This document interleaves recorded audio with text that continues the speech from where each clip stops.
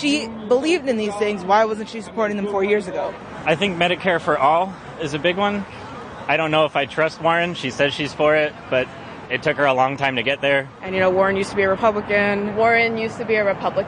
She was a Republican. And so, Elizabeth Warren, I feel like, is just a watered-down form of Bernie to try to make her more appealing. But the second the primary's over, she's just going to pivot. Well, look, that's really striking. She's not been a Republican since I was in primary school, which was a while ago. I spoke with my colleague, national political correspondent Alex Burns, about the nature of Bernie Sanders' support.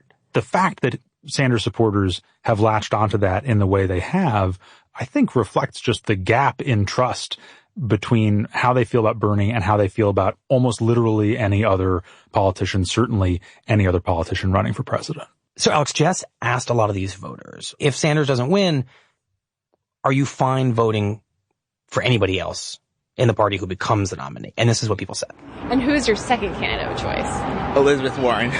If Bernie can't make it, I'm happy with Elizabeth. If either Elizabeth Warren or Bernie Sanders win the nomination, I would be so happy, and I think it would be, again, a sign of how much the Democratic Party is shifting. I do like Elizabeth Warren's policies, and, if Elizabeth Warren is the nominee, I'll, happily vote for her.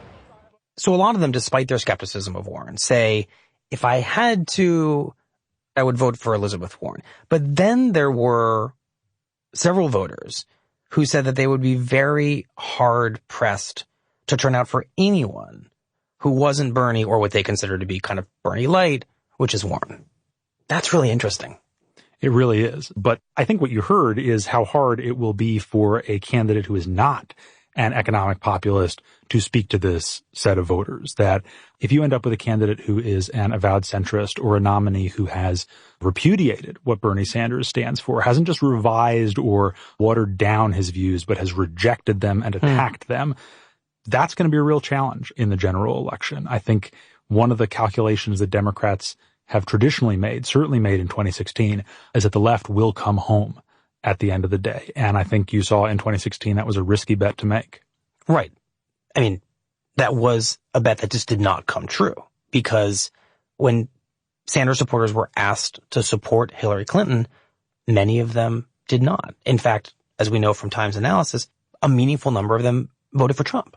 In the 2016 primary, it wasn't just liberals who voted for Sanders in the Democratic primary. There were people who were just sort of disaffected and outside the system, people who wanted a populist, not necessarily somebody who is an ideological liberal as we traditionally think of it, people who just didn't like Hillary Clinton. And then in the general election, there were people who were Democrats who just weren't enthusiastic. They would have turned out to vote for Bernie Sanders, would have volunteered for Bernie Sanders, would have donated to Bernie Sanders. And when you start to look at the margins of defeat for Hillary Clinton in the states that made the difference, Wisconsin, Michigan, Pennsylvania, could Democratic enthusiasm have turned out an additional 70,000 voters?